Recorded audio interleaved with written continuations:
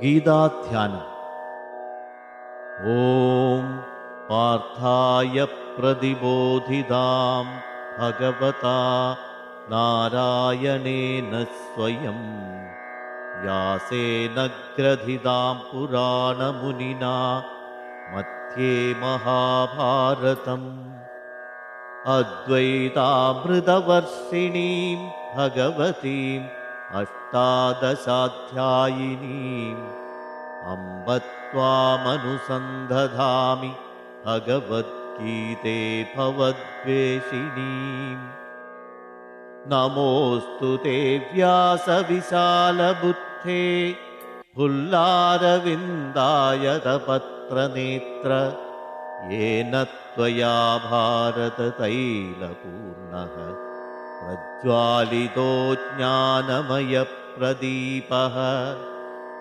प्रपन्नपारिजाताय स्तोत्रवेत्रैकपाणये ज्ञानमुद्राय कृष्णाय गीतामृतदुहे नमः।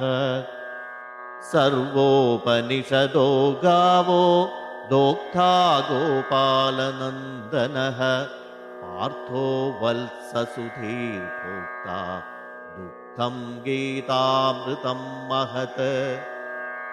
वसुदेवसुतं देवं कंसचाणूरमर्दनं देवकी परमानन्दं कृष्णं वन्दे जगद्गुरुम्।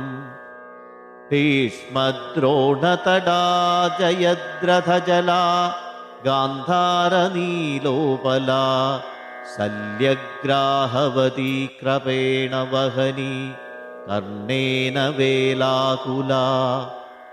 अश्वत्थामविकर्णघोरमकरा दुर्योधनावर्तिनी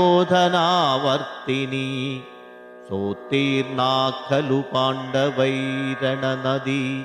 कैवर्तककेशवः।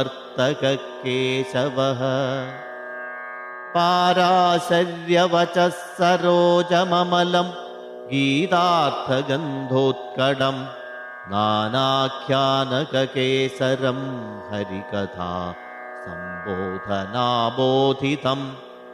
लोके सज्जनषट्पदैरहरः पेपीयमानं मुदा भूयाद्भारतपङ्कजं कलिमलप्रध्वंसि न श्रेयसे।